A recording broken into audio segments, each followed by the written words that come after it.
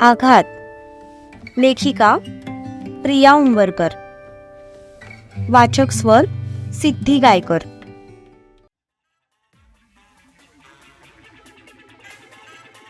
अगं ए मुली, तुला काही अक्कल आहे की नाही?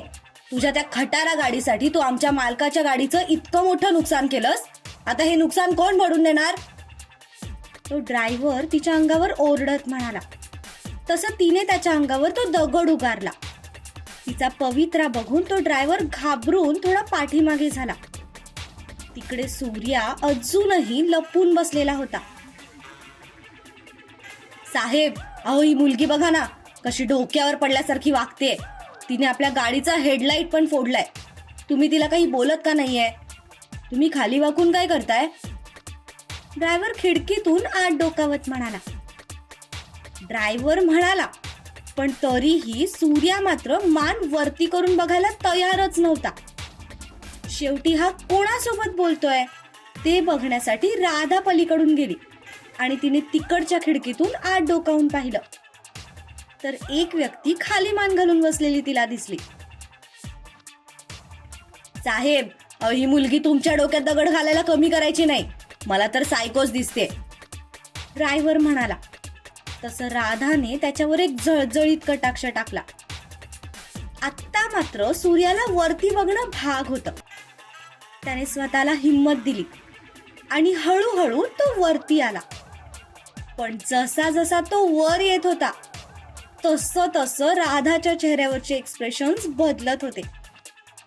शेवटी तो पूर्णपणे वरती आला आणि त्याने एक विचित्र स्माइल करत तिच्याकडे पाहिलं. त्याला बघताच राधाचे डोळे मात्र मोठे झाले. आश्चर्य आणि राग अशा मिश्र भावना तिच्या डोळ्यात उतरल्या होत्या. तू? त्याला बघून ती खूप रागाने ओरडली. हो, मी. हाय, कशी आहेस? पाऊस पाणी बरं आहे ना तुमच्या घरी? तो जबरदस्ती हसत म्हणाला. पण हे ऐकून त्या ड्रायव्हरचा चेहरा मात्र बघण्यासारखा झाला. साहेब, तुम्ही ओळखता हिला? तो ड्रायव्हर बिचारा भीतीने आवंढा गिळत म्हणाला. हो, ही वहिनीची बहीण आहे, राधा निंबाळकर. सूर्याने तिची ड्रायव्हर सोबत ओळख करून दिली. पण हे ऐकून त्या ड्रायव्हरला मात्र मिनी हार्ट अटॅक येता राहिला. आपली काही दिवसांपूर्वीच मिळालेली नोकरी आता नक्की जाणार या टेन्शनने बिचाऱ्याचा जीव घाबरा झाला होता. ए, तुमचं इंट्रोडक्शन घालात चुलीत. तुझ्या या फडतूस ड्रायव्हरने माझ्या गाडीला पाठीमागून धक्का दिलाय. तेव्हा आता चुपचाप माझ्यासोबत सर्व्हिस सेंटरला यायचं आणि माझी गाडी रिपेअर करून द्यायची. त्याशिवाय तुमच्या दोघांची इथून सुटका नाही. हा, राधा खूप रागात त्या दोघांकडे बघून म्हणाली. राधा, मी काय म्हणतो? सूर्या बोलतच होता. तितक्यात राधा त्याच्यावर डाफरत म्हणाली. तू तर काही बोलूच नकोस. जेवढं सांगितलंय ना तेवढंच कर. नको तिथे खूप डोकं चालतं तुझं. ती इतक्या हक्काने त्याच्यावर ओरडली की ड्रायव्हर डोळे फाडून त्या दोघांकडे बघू लागला. राधा, मला ना ऑफिसला जायचंय. मी हवं तर ड्रायव्हरला पाठवतो तुझ्यासोबत. तू तुझी गाडी रिपेअरिंग करून दे. सूर्या एकदम शांतपणे म्हणाला. सध्या राधापेक्षा जास्त भीती त्याला सत्याची होती. वेळेत ऑफिसला पोचलो नाही तर उद्यापासून भाई खरंच आपल्या हातात शेतातलं नांगर किंवा ट्रॅक्टर देईल या विचाराने तो धास्तावला होता. कोण? मी? आणि यांच्यासोबत? नाही, हवं तर तुम्ही मला नोकरीवरून काढा, पण यांच्यासोबत पाठवू नका, ड्रायव्हर हात जोडून म्हणाला. तसं राधाने पुन्हा त्याच्यावर एक जळजळीत कटाक्ष टाकला. तू आधी गाडीतून बाहेर निघ, राधा सूर्याकडे बघून म्हणाली. नाही, नको, मला ऑफिसला जायला उशीर होतोय अगं. तो अजूनही दरवाजा उघडायला तयार नव्हता, कारण अजूनही तो दगड तिच्या हातात होता. आपण बाहेर गेलो आणि तिने तोच दगड आपल्या डोक्यात घातला तर काय करायचं या विचाराने तो घाबरला होता. तू गाडीच्या बाहेर येतोयस की नाही, तिने रागात विचारलं. नको ना ग, प्लीज, केविलवाणा चेहरा करत म्हणाला, बिचाऱ्याची आज दोन्हीकडून बँड वाजली होती. ठीक आहे, तू तसा बाहेर येणार नाहीस, असं म्हणत तिने हातातला दगड अजूनच घट्ट आवळला आणि थोडी पाठीमागे झाली. तिने तो निशाणा विंडोच्या काचेवर पकडला होता. ते बघून सूर्याचे डोळेच मोठे झाले. ड्रायव्हर तर बिचारा आता चक्कर येऊन खाली पडायच्या बेतात होता. 1, 2, 3 ती काउंट करत त्या काचेवर निशाणा साधत होती. तसं तर काचा इतक्या जाड होत्या की तिच्या त्या दगडाने फुटणार नाहीत हे त्याला माहित होतं. पण सध्या अशा अनपेक्षित घटना त्याच्यासोबत घडत होत्या ना, की ज्यामुळे तो धास्तावला होता. आपले ग्रह फिरलेले आहेत हे त्याला कळून चुकलं होतं. त्यामुळे देव कधीच्या दगडाला साथ देईल आणि तो काच फोडून आपल्या डोक्यात बसेल या भीतीने तो जोरात ओरडला, वेट वेट, मी उतरतोय खाली. तो घाईघाईने दरवाजा उघडत म्हणाला. तसं तिने हात खाली घेतला. संतोष, तू एक काम कर, ही गाडी घेऊन आपल्या सर्व्हिस सेंटरला जा आणि हेडलाईट रिपेअर करायला सांग. सूर्या ड्रायव्हरकडे बघून म्हणाला. त्या ड्रायव्हरला जणू हेच हवं होतं, म्हणून तो एका क्षणाचीही वाट न बघता घाईघाईने आत बसला आणि कार स्टार्ट करून तिथून निघून सुद्धा गेला. तू गाडी का पाठवलीस? ती हातातला दगड खाली टाकत म्हणाली. तिने दगड खाली टाकल्यावर मात्र त्याने सुटकेचा निश्वास सोडला. रिपेअरिंग साठी पाठवले. चल आता तुझ्या गाडीचं बघूया. इथे जवळच एक सर्व्हिस सेंटर आहे, तिथे आपण तुझी स्कूटी रिपेअर करू, तो म्हणाला. तू माझ्यासोबत पायी येणार आहेस? ती आश्चर्य व्यक्त करत म्हणाली. नाही, आपण आता तुझ्या स्कूटीवरून जाणार आहोत आणि तूच मला माझ्या कंपनीत सोडणार आहेस. चल चावी दे, तो तिच्याकडे बघून म्हणाला. तसं ती आ वाचून त्याच्याकडे पाहतच राहिली. अगदी काही क्षणात त्याने त्याचे एक्सप्रेशन्स बदललेले होते. तोंड बंद कर, नाहीतर डास जातील आत, तो म्हणाला. तसं तिने पटकन तोंड बंद केलं. तिच्या त्या इन्स्टंट रिॲक्शनचं तर त्याला हसायलाच आलं. आता अशीच बघत राहणार आहेस का माझ्याकडे? चल चावी दे, तो त्याचा हात पुढे करत म्हणाला. ती मात्र अजूनही भ्रमिष्ठासारखी त्याच्या तोंडाकडे बघत होती. त्याने एकदा घड्याळाकडे पाहिलं. अजूनही 20 मिनिटं शिल्लक होती. ती काहीच उत्तर देत नाही. ते बघून तो स्कूटी जवळ गेला तर चावी ऑलरेडी स्कूटीला होती. तो स्कूटीवर बसला आणि त्याने स्कूटी स्टार्ट केली. तुझ्याकडे 5 मिनिट आहेत, पटकन बस, नाहीतर मी स्कूटी घेऊन निघून जाईन, तो म्हणाला. व्हॉट? असा कसं जाशील? ती रागात त्याच्याकडे येत म्हणाली. हे बघ, असा, असं म्हणत तो स्कूटी घेऊन थोडा पुढे गेला आणि पुढे जाऊन ती स्कूटी थांबवली. ती मात्र उघडे डोळे ठेवून त्याच्या नौटंकीकडे बघतच होती. आता तुझ्याकडे फक्त 4 मिनिटं आहेत, त्यानंतर मी तुझ्यासाठी थांबणार नाही. मला ऑलरेडी ऑफिसला जायला उशीर होतोय, तो पाठीमागे वळत म्हणाला. तशी ती ताडताड पावलं टाकत त्याच्याजवळ गेली आणि गाल फुगवून त्याच्या पाठीमागे बसली. गुड गर्ल, असं म्हणत तो गालात हसला आणि स्कूटी स्टार्ट करून तिथून निघून गेला.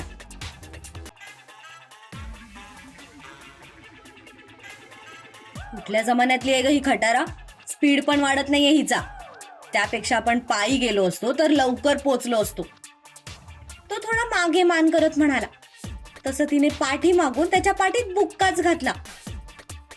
आई ग, अगं ए पोरी, मारतेस का मला? तो वाकडं तोंड करत म्हणाला. माझ्या ताईच्या स्कूटीला खटारा बोलायची तुझी हिंमत कशी झाली?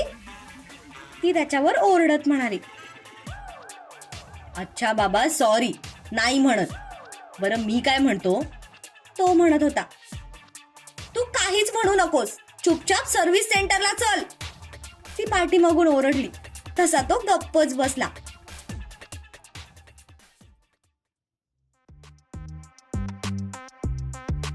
किशोर गाडी थांबव. अचानक शिवा ओरडला. तसं ड्रायव्हरने गाडीला करकचून ब्रेक लावला. काय झालं सर? ड्रायव्हर पाठीमागे बघत म्हणाला. ते बघ समोर. शिवा खिडकीतून बाहेर बघत म्हणाला. हे तर मिसळ सेंटर आहे, इथे काय करायचंय? ड्रायव्हर म्हणाला. एक काम कर, खाली उतर, आत जा आणि त्याला म्हण की आम्हाला 2 प्लेट उकडीचे मोदक पाहिजेत. शिवा त्याच्याकडे बघून म्हणाला. पण हे ऐकून ड्रायव्हरच्या चेहऱ्यावर भलं मोठं प्रश्नचिन्ह आलं होतं. सर, अहो मिसळ सेंटर मध्ये उकडीचे मोदक कसे मिळणार? तो म्हणाला. एवढं कळतंय ना, मग कशाला फालतूचे प्रश्न विचारतोस? शिवा दार उघडून खाली उतरत म्हणाला. सर, अहो तुम्हाला मिसळच खायची आहे तर पुढे एक चांगलं हॉटेल आहे, तिथे खा, इथे नको. ड्रायव्हर म्हणाला. का? त्या मिसळवाल्याकडून कमिशन घेतलंय का तू? शिवा डोळ्यांवरचा गॉगल काढून खिशात लावत म्हणाला. नाही हो सर, तसं काही नाही, इथे स्वच्छता दिसत नाहीये ना म्हणून म्हणालो. ड्रायव्हर म्हणाला. ए छोटू, मिसळ तयार आहे का रे? शिवा तिथल्या टेबल साफ करणाऱ्या मुलाकडे बघून म्हणाला. तसं त्या मुलाने मागे वळून त्याच्याकडे पाहिलं. त्या मुलाने पायापासून त्याचं निरीक्षण करायला सुरुवात केली. ब्लॅक कलरचे चकचकीत शूज, ब्लॅक फॉर्मल पॅन्ट, त्यावर लाईट ब्राऊन कलरचा शर्ट, अंगावर ब्लेझर, त्याची ती चमकणारी दाढी, परफेक्ट केस आणि या सगळ्यापेक्षाही जास्त त्याचे उठून दिसणारे ते निळसर डोळे. साहेब, तुम्ही आमच्याकडे मिसळ खाणार? तो मुलगा आश्चर्याने म्हणाला. हो का? शिवाने दोन्ही खिशात हात टाकत विचारलं. त्यावर त्या मुलाच्या चेहऱ्यावर खूप मोठी स्माईल आली आणि तो पळतच आतमध्ये गेला. थोड्याच वेळात त्या हॉटेलचा मालक बाहेर आला. तो मुलगा जरी शिवाला ओळखत नसला तरी त्या हॉटेलच्या मालकाने शिवाला ओळखलं होतं. पाटील साहेब, अहो भाग्य आमचं की तुम्ही आमच्या हॉटेलमध्ये आलात. मालक त्याच्या समोर हात जोडून म्हणाला. हो ना, मग जा, पटकन 2 प्लेट मिसळ घेऊन या, खूप भूक लागलीये. शिवा म्हणाला.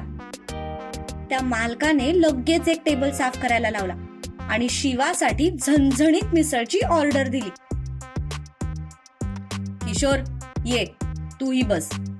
शिवा त्याला समोर बसण्याचा इशारा करत म्हणाला.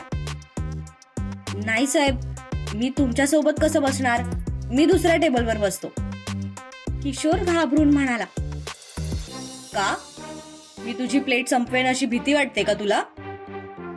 शिवा त्याच्यावर नजर रोखत म्हणाला. नाही साहेब, असं काही नाही, तुम्ही इतके मोठे माणूस आहात, मी आपला गरीब, तुमच्या सोबत कसं खाणार? तो म्हणाला. अबे ओय, ते पिक्चरचे डायलॉग मला नको ऐकवू. श्रीमंत जरी असलो ना तरी आम्ही पण रात्री भाजी भाकरीच खातो, पैसे नाही खात. चल बस इथे. शिवा त्याच्यावर डाफरत म्हणाला. तसा तो एका मिनिटात त्याच्या समोर येऊन बसला. अगदी काही क्षणातच 2 गरमागरम मिसळ प्लेट त्याच्या टेबलवर आल्या. ते बघून शिवा खुश झाला होता. त्याने त्याचं ब्लेझर काढून साईडला ठेवलं आणि शर्टच्या स्लीव्ज वरती फोल्ड केल्या. अरे वा, एक नंबरच. तो त्या मिसळच्या प्लेटकडे बघत म्हणाला. किशोर, एक सांगू का? आयुष्य खूप सुंदर आहे, फक्त रोज नाश्त्याला झणझणीत मिसळ भेटली पाहिजे. शिवा मिसळमध्ये कांदा टाकत म्हणाला. नंतर त्याने त्यात लिंबू पिळलं आणि पावाचा तुकडा मोडून मिसळचा एक घास घेतला आणि तो घास तोंडात टाकला. अरे एक नंबर बाबू भैया. चायनीज डिश एकीकडे आणि आपली कोल्हापूरची मिसळ एकीकडे, जगात तोड नाही आला. शिवा त्याची बोटं चाटत म्हणाला. पण हे ऐकून दुकानाचा मालक मात्र शिवाकडे डोळे फाडून बघू लागला. इतक्या मोठ्या घरातला माणूस आणि इतक्या बिनधास्तपणे आपल्याशी बोलतोय, हे बघून तो प्रचंड शॉक झाला होता. किशोर घाबरत घाबरतच खात होता. शिवाला मात्र कुणाचं काहीही पडलेलं नव्हतं. तो मस्त त्याची मिसळ एन्जॉय करत होता. शिवाय त्याचा सेपरेट 2 वाट्या रस्सा पण पिऊन झाला होता. बाबू भैया, मी काय म्हणतो, मिसळ तर चांगलीच आहे, पण या रश्श्यात थोडे लेग पीस असते ना तर अजून मजा आली असती. शिवा पाण्याचा ग्लास तोंडाला लावत म्हणाला. त्या मुलाने सेपरेट बिस्लरी त्याच्या समोर आणून ठेवली होती, पण तरीही त्याने साधं पाणी पिलं. ते बघून आता तो मालक चक्कर येऊन पडायचा बाकी राहिला होता. श्रीमंत लोकांबद्दल त्याने आजपर्यंत जे काही ऐकलं होतं त्याच्या एकदम विरुद्ध शिवा वागत होता.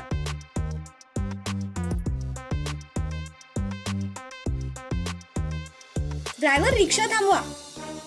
तारा अचानक ओरडली तसं रिक्षावाल्याने ब्रेक दाबला. हा शिवराज आहे का? तारा रिक्षातून बाहेर बघत मनातच म्हणाली. ते एक ओपन हॉटेल होतं, त्यामुळे तिचं अचानक त्याच्यावर लक्ष गेलं. पण तिला स्वतःच्या डोळ्यांवर विश्वासच बसला नाही, म्हणून तिने रिक्षावाल्याला रिक्षा थांबवायला सांगितली. तिने नीट पाहिलं तेव्हा तिला कन्फर्म झालं की तो शिवाच आहे. किती पैसे झाले? ती रिक्षावाल्याकडे बघून म्हणाली. 40 रुपये, रिक्षावाला म्हणाला. तिने पर्स मधून 50ची नोट काढली आणि त्या रिक्षावाल्याला दिली. त्याने पण तिला 10 रुपये परत केले. तसं पर्स मध्ये टाकून ती खाली उतरली आणि ताडताड पावलं टाकत हॉटेलच्या दिशेने निघाली. बाबू भैया, 1 वाटी रस्सा अजून येऊ दे. शिवा त्या मालकाकडे बघून म्हणाला. तारा हाताची घडी घालून त्याच्या पाठीमागे उभी होती. गुड मॉर्निंग सर, ती अचानक म्हणाली. तसं शिवाने पाठी वळून बघितलं. मिसळ खाऊन झाली असेल तर ऑफिसला जाऊया का सर? ऑफिसची वेळ झाली. ती हातातल्या घड्याळाकडे बघत म्हणाली. 2 मिनिटं तर शिवा तिच्याकडे बघतच राहिला, कारण ही मुलगी नेमकी कोण आहे ते आधी त्याला आठवलंच नाही. पण काही मिनिटांनंतर त्याला क्लिक झालं की कालच त्याने ताराला त्याची पर्सनल असिस्टंट म्हणून सिलेक्ट केलंय. ते आठवताच त्याच्या चेहऱ्यावरचे एक्सप्रेशन्स बदलले. मिस सितारा, तो म्हणाला. सितारा नाही, फक्त तारा, ती त्याला मध्येच तोडत म्हणाली. हा तेच ते. मला सांगा, बॉस तुम्ही आहे की मी? तो तिच्यावर नजर रोखत म्हणाला. तुम्ही, तिने शांततेने उत्तर दिलं. मग ऑर्डर कोणी द्यायला पाहिजे, मी की तू? तो टिश्यूने त्याचे हात पुसत म्हणाला. तुम्ही, तिने उत्तर दिलं. गुड, मग मी काय करायचं ते तू मला शिकवू नकोस. ऑफिसची वेळ झाली ना, मग तू इथे काय करते? तुला आता ऑफिस मध्ये असायला हवं. तो उठून तिच्या समोर उभं राहत म्हणाला.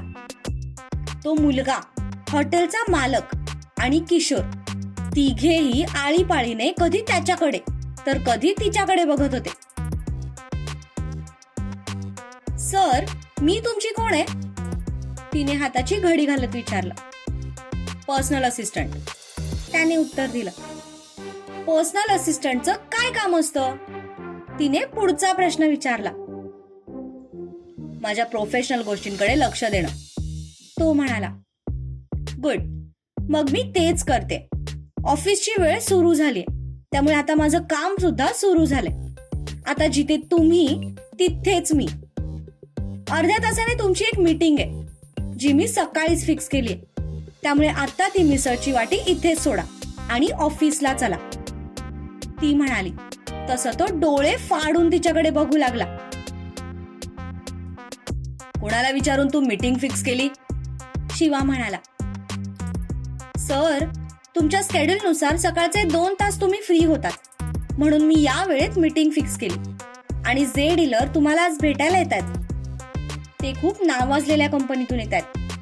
तुम्ही जर त्यांच्याशी बोललात आणि आपल्यासोबत ते कॉन्ट्रॅक्ट करायला रेडी झाले तर त्यात आपल्याच कंपनीचा फायदा आहे. ती म्हणाली. तसं तो शांत झाला. बाबू भैया, बिल द्या. तो तिच्याकडे बघतच म्हणाला. हॉटेल मालकाने त्याला बिल दिलं. त्याने खिशातून 2000ची नोट काढली आणि मालकाच्या हातात दिली. साहेब, अहो सुट्टे नाहीयेत, आत्ताच हॉटेल उघडले.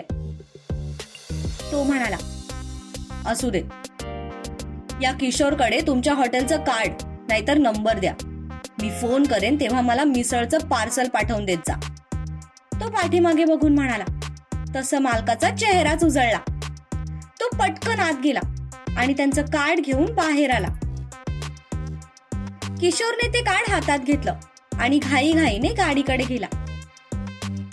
शिवाने त्याचं ब्लेझर हातात घेतलं आणि तिला क्रॉस करून तो पुढे निघून गेला. शिवा गाडीत बसला तसंच ड्रायव्हरने कार स्टार्ट केली. पण पुढच्या क्षणी शिवाच्या दुसऱ्या बाजूचा दरवाजा उघडला गेला आणि तारा आत येऊन बसली. एक्सक्यूज मी मिस तारा, ही माझी पर्सनल कार आहे. तो म्हणाला. मी पण तुमची पर्सनल असिस्टंट आहे सर. ती आत बसत दरवाजा बंद करून घेत म्हणाली. तसा तो खूप रागाने तिच्याकडे बघू लागला. ड्रायव्हर, ऑलरेडी उशीर झालाय, कार स्टार्ट करा. तारा ड्रायव्हरला ऑर्डर देत म्हणाली. तसं किशोरने कार स्टार्ट केली. शिवा मात्र तिच्या तोंडाकडे बघतच राहिला. बॉस तो होता, पण त्याच्या वेतीने तीच सगळ्या ऑर्डर देत होती.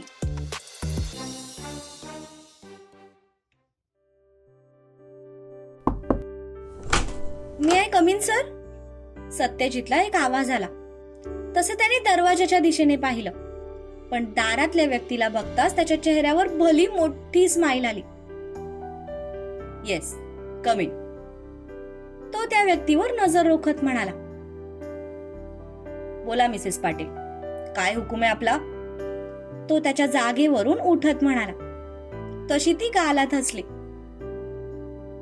मला मार्केटिंग टीमची एक मीटिंग घ्यायची आहे, त्यासाठी परमिशन हवी होती.